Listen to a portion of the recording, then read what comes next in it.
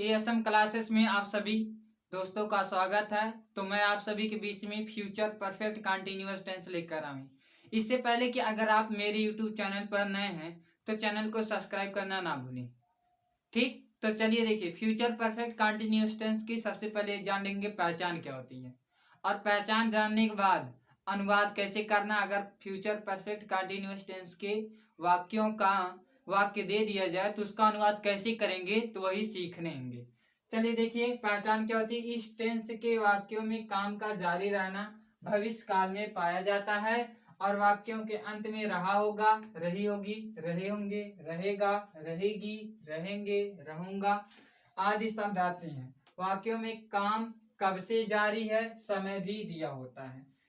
तो कहने का प्रयास, जब वाक्य में समय दिया रहे और वाक्य के अंत में रहेगा, रहेगी, रहूंगा या रहा होगा, रही होगी, रहे होंगे रहता है, तब वो आपका फ्यूचर परफेक्ट कंटिन्यूअस टेंस होता है। तो चलिए देखिए, इसका अनुवाद करते हैं। Affirmative sentence. तो अफर्मेटिव सेंटेंस में पहले सब्जेक्ट लिखना है, फिर शैल विल लिखना है, फिर हैव, फिर बीन, फिर मेन वर्ब में आईएनजी, फिर ऑब्जेक्ट, टाइम के रिस्पेक्ट में सिंस या फार, फिर अदर।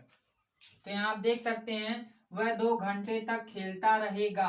ये जो 2 घंटे है ये क्या है, समय है, और अंत में क्या है, रहेगा। तो समय है इसीलिए आपका परफेक्ट, रहेगा है तो फ्यूचर कंटिन्यूअस। तो देखो, फ्यूचर परफेक्ट कंटिन्यूअस टेंस हुआ। क्यों, फिर से बता रहे हैं, वाक्य के अंत में क्या है, गा। यहाँ देखिए, वाक्य के अंत में क्या है, गा है, तो फ्यूचर हुआ, और समय दिया है तो परफेक्ट हुआ, और रहे दिया है तो कंटिन्यूअस। ये कौन सा टेंस हुआ, फ्यूचर परफेक्ट कंटिन्यूअस टेंस। तो इसका अनुवाद कैसे करेंगे, सबसे पहले यहाँ देखिए पूर्ण विराम रहेगा। तो ये क्या आपका, पहले ये जानिए किस टेंस सेंटेंस का वाक्य है, किस सेंटेंस का, अफर्मेटिव सेंटेंस। कैसे है, क्योंकि देखिए वाक्य के अंत में क्या है, पूर्ण विराम है, और इस वाक्य में नहीं शब्द नहीं है। क्या, नहीं शब्द नहीं, इसीलिए आपका कौन सा टेंस हुआ, फ्यूचर एंड कौन सा सेंटेंस हुआ, अफर्मेटिव सेंटेंस। तो चलिए अनुवाद करते हैं। वह क्या अंग्रेजी क्या होती है, वह क्या अंग्रेजी ही होगी, और ही के साथ क्या लगाते हैं, विल लगाते हैं, और विल के साथ फिर हैव, फिर उसके बाद बीन। अब देखिए मेन वर्ब, मेन वर्ब क्या है, यही है मेन वर्ब, खेलना, खेलना का अंग्रेजी प्लेइंग।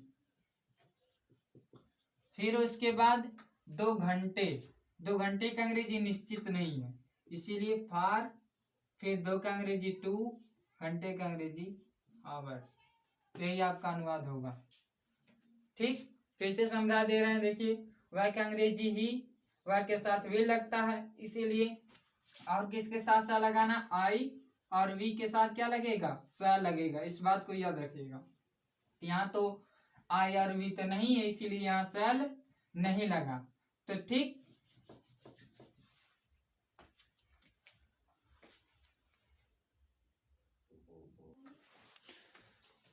तो यहाँ देखिए आपका विल लगा, फिर उसके बाद है बीन। मेन वर्ब क्या है यहाँ, खेलना, खेलना का अंग्रेजी प्ले, प्ले में आईएनजी लगा दी। 2 घंटे से अनिश्चित फॉर 2 आवर्स। ठीक, तो देखिए इसका अनुवाद क्या होता है, लड़के 2 बजे से तालाब में तैर रहे होंगे। तो आप पहले ये देखिए कि ये किस टेंस का वाक्य है। पहले आप देख रहे हैं वाक्य के अंत में क्या है, गे, तो फ्यूचर हुआ, लेकिन इसके पहले समय दे रहा है इसीलिए परफेक्ट हुआ, फिर क्या दे रहा है, रहे दिया इसीलिए कंटिन्यूअस। तो कौन सा tense, future perfect continuous tense. समझ में आया होगा। अगर वाक्य में समय दिया रहे और वाक्य के अंत में रहा होगा, रही होगी, रहे होंगे आदि शब्द दिया रहे तो समझ जाना फ्यूचर परफेक्ट कंटिन्यूअस टेंस है। तो इसमें कर्ता पहले होते हैं, तो कर्ता इसमें कौन है, लड़के। लड़के की अंग्रेजी क्या होती है, द बॉयज। क्या होती है, द बॉयज। इसमें ना तो मैं है ना ही हम, इसीलिए सर नहीं लगेगा, तो क्या लगेगा, विल लगेगा। फिर उसके बाद विल लिखने के बाद हैव लगेगा, फिर बीन लगेगा। क्यों, will have been shall have been आपके ये फ्यूचर परफेक्ट कंटिन्यूअस टेंस के साथ क्रिया है, इसीलिए। फिर उसके बाद जैसे बीन लिखेंगे मेन वर्ब, तो मेन वर्ब हमेशा आपके तीसरे नंबर, 1 2 3 तीसरे नंबर पे।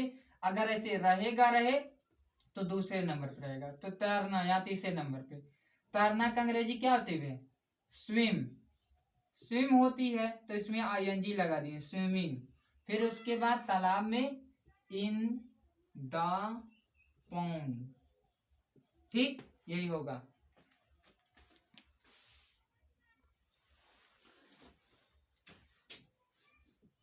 तो देखिए तालाब में क्या अंग्रेजी क्या होगा? In the tank. फिर उसके बाद 2 बजे से निश्चित है, इसीलिए आपका सीन्स। और 2 बजे का अंग्रेजी क्या होगा? 2 o'clock। यही आपका अनुवाद होगा। ठीक, समझ में आ गया होगा। फिर से समझा दे रहे हैं। देखिए लड़के का अंग्रेजी द बॉयज, लड़के के साथ विल हैव बीन लगेगा तो विल हैव बीन। फिर मेन वर्ब, मेन वर्ब तैरना, तैरना का अंग्रेजी स्विमिंग।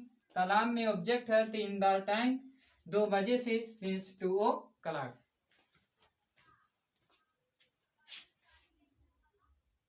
चलिए देखिए आप इसका अनुवाद कीजिए। हम 2 वर्ष से इस कॉलेज में पढ़ रहे होंगे। तो आपको ये मालूम है कौन सा टेंस का वाक्य है? फ्यूचर परफेक्ट कंटिन्यूअस टेंस का वाक्य है। कैसे? क्योंकि इसमें समय दिया है और वाक्य के अंत में रहे होंगे दिया है, इसीलिए फ्यूचर परफेक्ट कंटिन्यूअस टेंस का वाक्य है। समझ में आया? अब आगे चलते हैं। अब आपको देखना है कि अफर्मेटिव सेंटेंस है कि निगेटिव सेंटेंस है। तो देखिए आपका ये अफर्मेटिव सेंटेंस है। क्यों है? क्योंकि इस वाक्य में नहीं शब्द है, जो ये नहीं है, नहीं शब्द ये इस वाक्य में कहीं नहीं है, इसीलिए ये आपका अफर्मेटिव सेंटेंस है। तो चलिए देखिए कर्ता पहले होते हैं तो हमें पहले कर्ता ही लिखना है। तो कर्ता यहाँ हम है तो हम क्या अंग्रेजी वी। वी के साथ क्या लगाते हैं? शैल। फिर उसके बाद हैव। फिर उसके बाद बीन। देखिए जैसे बीन लिखेंगे मेन वर्ब, मेन वर्ब क्या है? पढ़ना। पढ़ना का अंग्रेजी रीडिंग, क्योंकि आईएनजी लगाना है। फिर इस कॉलेज में, इन दिस कॉलेज। फिर उसके बाद 2 वर्ष से अनिश्चित है, फॉर 2 आवर्स, 2 ईयर्स, 2 ईयर्स। ठीक, तो यही आपका होगा। तो कोशिश है कि आपको समझ में आ गया होगा। फिर से बता दे रहे हैं, हम क्या अंग्रेजी भी हो गई और मैं और हम के साथ सा लगाते इसीलिए सा लगा। फिर हैव बीन, जैसे बीन लिखेंगे तुरंत मेन वर्ब में आईएनजी लगाएंगे। तो मेन वर्ब क्या है? पढ़ना। पढ़ना का अंग्रेजी रीड होती है, उसमें आईएनजी लगा दिए, रीडिंग।